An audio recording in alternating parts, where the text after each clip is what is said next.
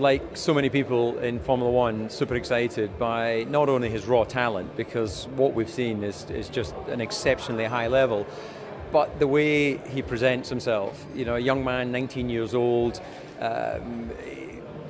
could be completely overwhelmed with this situation of all this adulation for the success that he's having on racetrack. But actually, I think it gives full credit to his father, full credit to his mother, of course, and the rest of the family around him for keeping him very grounded. Now, of course, his life is going to continue to change.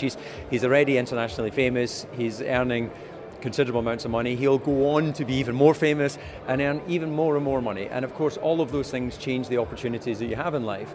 But I see in his eyes the core values of a very good individual and human being. So it gives me a lot of pleasure to see such great talent, but understated and humble. And it also means for me that Formula One's in good hands for the future, because there's drivers come and drivers go, and many of them have great talent. But some don't really want to communicate with the media, some of them don't really want to connect with the fans, they just want to have their own personal experience. And I understand and respect that. But actually, sports stars, it's about being inspirational, it's about being something that people can look up to and admire. And I have an 8-year-old son, and he's watching people like Max and thinking, hey, I could do that. So that's wonderful to see. If you talk about his race talent, he got the talent probably from his father, but what makes him so special in that respect, if you think of the rain race in Brazil, for example, because that was amazing?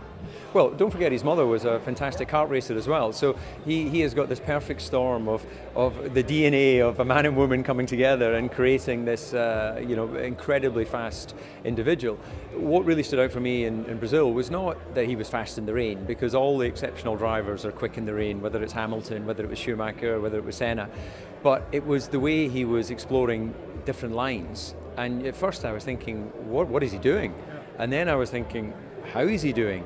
How can he do that? And he has the bravery to explore other areas of the racetrack, which carries a risk, because the safe way is to follow the lines of the car that's been before you, which in this case would have been Hamilton and Rosberg. But he's got that bravery, and it won't always work, of course. Occasionally he'll spin and crash, just like all the greats have.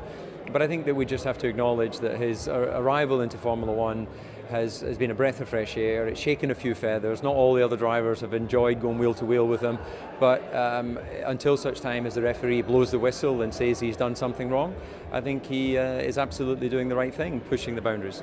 So what do you think about the critics? Because there has been saying that he was too aggressive in the car and that he took too many risks. So you're saying that is nonsense, so to say? No, I'm not saying it's nonsense, because when I raced against Michael Schumacher, there was times where I was criticising him because I thought he was pushing me too much, or he was cutting the line.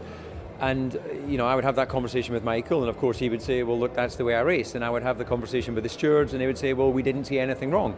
So you don't have to like it as a fellow competitor, but you have to respect if the stewards don't say it's a penalty, then that is fair, that is acceptable.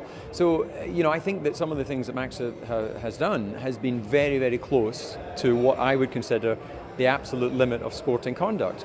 But isn't that what brilliant people do? They get very, very close to the limit. And it doesn't matter if it's Adrian Newey designing a car, it doesn't matter if it's Max Verstappen driving a Formula One car. If you leave a big margin everywhere, then someone else is going to leave less of a margin and beat you. In Holland, we already think we have the future world champion in the house, in the home, so to say. Will it be that easy, or is there still a long way to go? He may never win a world championship, because he may never get the car to win a world championship. So it's not that easy.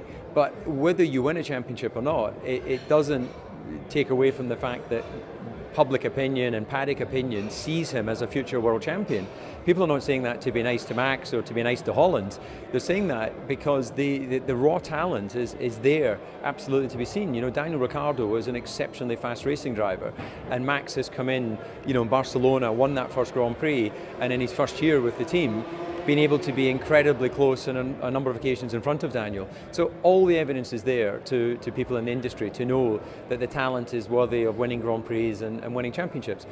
Whether he wins one, whether he wins 5 or 6, actually in the end is down to circumstance and opportunity that comes along the way.